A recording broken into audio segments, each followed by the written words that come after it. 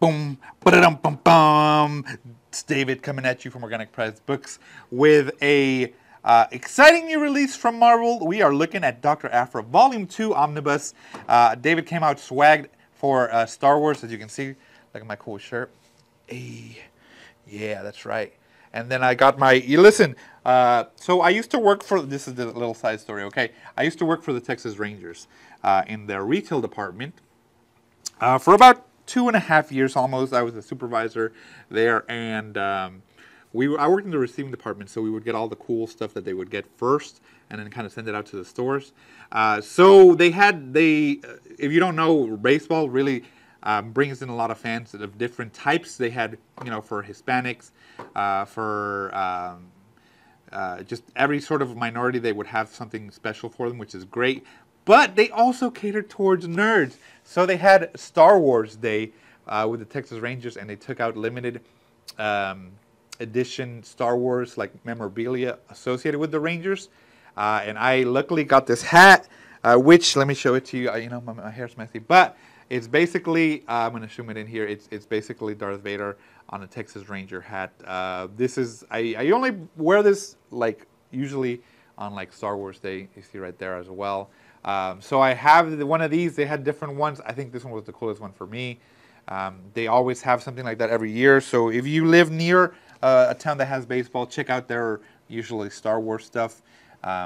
They have a lot of really cool merchandise, which I think is really cool. You definitely want to cater to your fans. And it was pretty fun just, being able to feel that energy from a baseball team. And as a big fan of Star Wars, this was cool. So I'm wearing my Star Wars hat. I'm swagged out because for Dr. APHRA, why not, We got the two different covers here. We have, I got it backwards. We got the standards. Let me show you that first. Here is the standard front, spine, and the back. There you go. We got the DM right here, front, spine, and back. Now, David's pick for this omnibus is going to be the standard. I like the colors on the standard. It pops out more. You can kind of see it right here. This one, it feels a little dull. It looks cool with the back-to-back characters, which I don't mind. But I definitely like that this one has her in the forefront and all the other characters behind that. So it definitely brings her more focus as the main character. So this is David's pick for this omnibus cover. The standard cover, and of course the DM. Let me show you the spines together so you can see both of them. There you go. And then the back. Okay, so let's take a look underneath. I'm going to use the standard since that's the one I picked. I'll put this one over here just in case. Oh, this is cool. This is the first time I see it, so I'm just, my reaction is also like yours. Very nice. I like that. Looks cool. I like the spreads whenever they have that. Now, this is a pretty thin Omni. Looks like it's on the thinner side from the Omnis that we've gotten, but that's okay. I don't mind when it comes to Dr. APHRA for any Star Wars books. I think that's all right. Maybe we'll get one where it has both of them together. The other, if I remember correctly, the first one, actually I have it. Let me pull it out so that way you can see what it looks like together. Give me 1 second. Here's my, no, you know what? They couldn't do it for volume 1.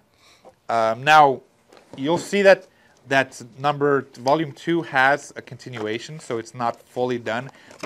We probably will get a number 3, but here you go. Check the comparison size on volume 1 and volume 2. It's actually a pretty big difference, guys. I'm not gonna lie. Even with the extras included in this one, you are getting a lot less book for an omnibus. That's just my perspective on it. You can see it there. Volume 1 is several, I would say almost twice as big. You know what? We're going to show it to you. Look. Here's volume 2. Here's volume 1. Here's both volume 2s together. Make volume 1. Look at that. Even less, actually. Volume 1 still kind of goes over it a little bit. So you're going to see that I'm going to zoom in on here. Both volumes 2 make volume 1. So just, bear that in mind. I don't know, maybe later, I don't know how long it'll be before they take out the next one. But it would make sense to just combine it together, space-wise. That's I guess that was a Disney decision or a Marvel decision. But let's go ahead and take a look at volume 1 on the inside and see what's included in it. All right, guys, so let's go ahead and take a look at Dr. APHRA. Again, this is my pick of the cover from both of these. I just find this one more colorful, you know, definitely more appealing to me as a Star Wars fan. And let's take a look. Now, again, I felt like this was very thin Omni, so we might move through this pretty quickly. But definitely a lot of people have been asking for this one, which is great. Definitely love seeing these characters that spin off from other comic books. And, you know, enough for Dr. APHRA to get two Omnis? Come on. That means she's pretty popular. You know, I love seeing that, especially for the Star Wars universe. I love the Star Wars universe. The return of the rogue. APHRA's back to what she does best, hunting the score of a lifetime. But will the rings of Vael offer eternal life and boundless fortunes, or will they only spell doom? The ruthless Ronin Tage, heir to the powerful Tage dynasty, also has his eye on the cursed prize, and he'll stop at nothing to secure it. APHRA may have a skilled crew right behind her, but that just means more people who can stab her in the back. As the galaxy once again becomes a dangerous place, will APHRA be more at risk from new enemies or from old friends? Ooh, interesting. Let me spread that spine. You hear that cracking? Ooh, love it. Love it. I know some people don't, but I think it's just nice. The artwork on this is great. I love the colors. You know, Star Wars has a variety of aliens and planets, and I love seeing like the color splash out like this, especially with the lightsabers and stuff like that. So seeing that on the pages of comic books is great. I think that's a perfect jump point for Star Wars to merge with the Marvel Universe. That's just me. Listen, that's just my take on it. I would love to see it. You know, maybe The Last Jedi in the future, you know, becomes a superhero. That would be cool. I would always think that would be a good idea. That people, is he a mutant? Is he a superhero? No, he has, what is it in the bloodstream that the Jedis have? Oh, I forgot. Midichlorians. He has midichlorians in his bloodstream and all that. That's, you know, makes him special. So that would be cool. All the arms are cut off. All right. And with the Rebel Alliance, I'm going to keep telling you about the book. So with the Rebel Alliance on the run and the Empire reasserting its iron grip in the galaxy, there has never been a more dangerous time to be an outlaw or a scoundrel. But Dr. APHRA doesn't know how to be anything else. Finally out of Darth Vader's shadow, she's on the hunt for rare treasures, together with the Wookiee bounty hunter Kraftan, who came out in The Mandalorian, if you remember that. You know, I like these little, you know, I like how The Mandalorian's grabbing things from different sources and putting it in the show. Kraftan came out in that, of course. And handsome smuggler Just Lucky. But when archaeology student Deda Yao offers APHRA the chance to find the legendary ring to Vael, the opportunity is too good to turn down. Even if it means a difficult reunion with APHRA's former classmate, Dr. Eustacia Oka.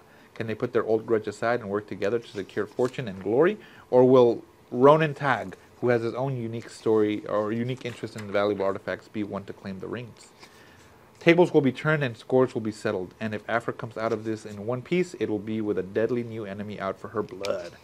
As the duplicitous doctor is once again sent running for her life, the price on her head sets a whole hive's worth of scum and villainy on her tail, including her angry ex, Sana Starros. For Sana, this job is personal, but it's about to get complicated with everyone on the galaxy after one very familiar target.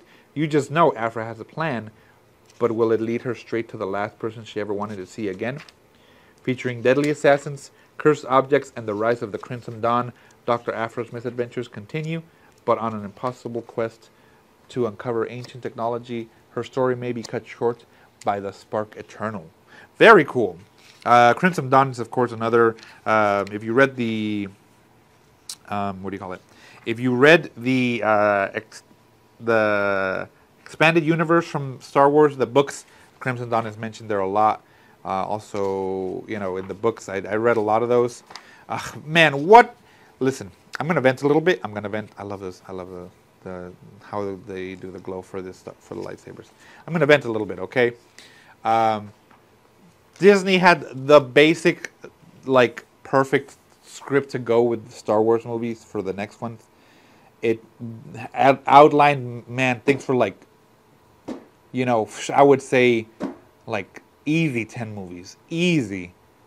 But they decided to go a different course. And now, you know, I don't know what the future of Star Wars holds. I'm really excited that we're getting such thing like Ahsoka, the show, and then the Mandalorian bringing in new blood. So that's great.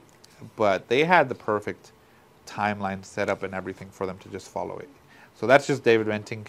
If you guys are at this point and you agree with me or you disagree with me, please let me know. But yes, so this is where it ends. For it says to be continued, so we're probably going to get more of it. And then of course we got some extras. Let me show you that. These are covers, which are great. They look really cool.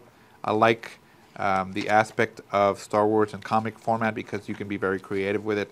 Dr. APHRA is case in point for that, as well as just an example of how a character can jump from one series as a sidekick, support character, and lead her own series, which is great.